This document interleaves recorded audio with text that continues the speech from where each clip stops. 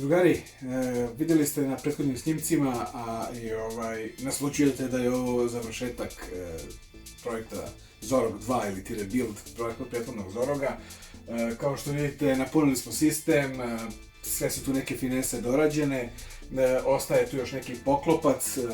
stakleni prozor, to ćete se gledati u narednim minutima ovog videa. Uglavnom, sve je završeno, svi detalji su odrađeni,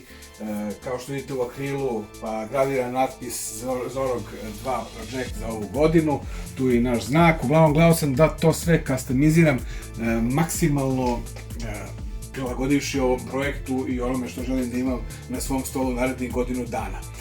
Bacamo zadnje na posao, uradio sam akrilne prozore i poklupce za obe strane. Jednostavno, teško je izvesti to što sam planirao u staklu, mene zadovoljava i akril, neko bi rekao možda je bolje staklo, slažem se, jeste bolje je staklo, ali nemam ni dovoljno vremena, a imam i druge projekte koji su poprilično značajni, to su Rogasnik i projekat Astra, tako da,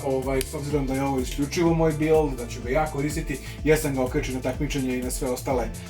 forume, čisto da se prikaže neki rad iz ove radionice, još neki rad, znači ne neki, nego još neki rad iz ove radionice i da se misli i radi svakodnevno, tako da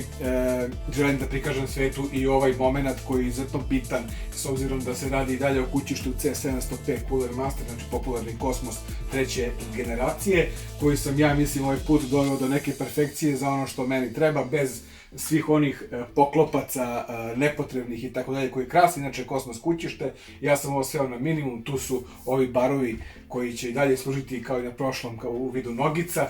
Gledam da sad ovo završim, gledat ćete i malo neke scene finalne, ali će finalni video biti odvojeno zbog potreba šerovanja i tako dalje. Uglavnom, bacam se na posao, hvala vam što ste pratili ovaj projekat, hvala što pratite SS Mods i naš rad, puno vas pozdravljaju Nenad i Nemke i vidimo se u narednom videu. Ćao, hvala!